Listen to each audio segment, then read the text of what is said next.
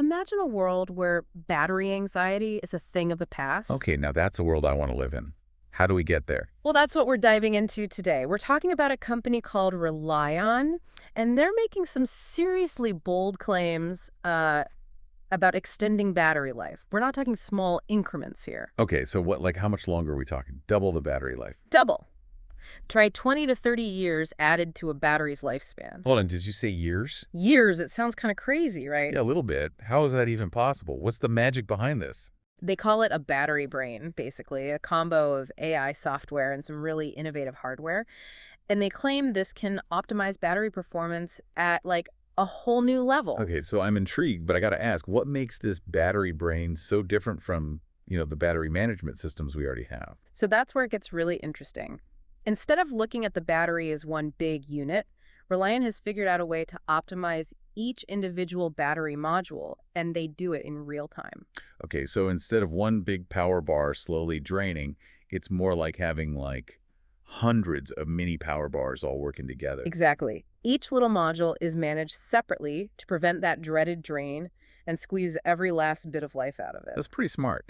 And because it's mostly software-based, that means it could potentially work with any type of battery. Right. Right. They call it battery agnostic. Even those massive batteries used for storing solar energy, potentially this tech could handle it all. Okay, now that is a game changer.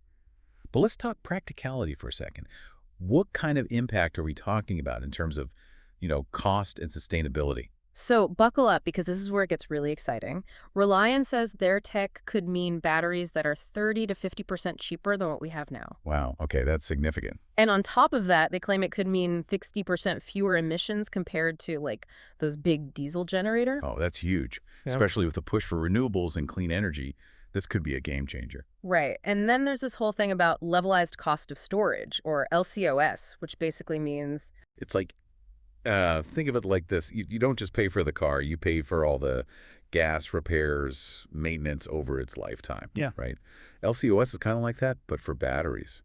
So if you're talking about a lifespan of decades, that cost really starts to plummet. making serious potential here, right? Absolutely. Imagine off-grid communities. Hmm. They could be powered by solar panels with batteries that last for decades. We could be looking at like a real shift away from fossil fuels. Right. It's like this tech could have a real impact on people's lives.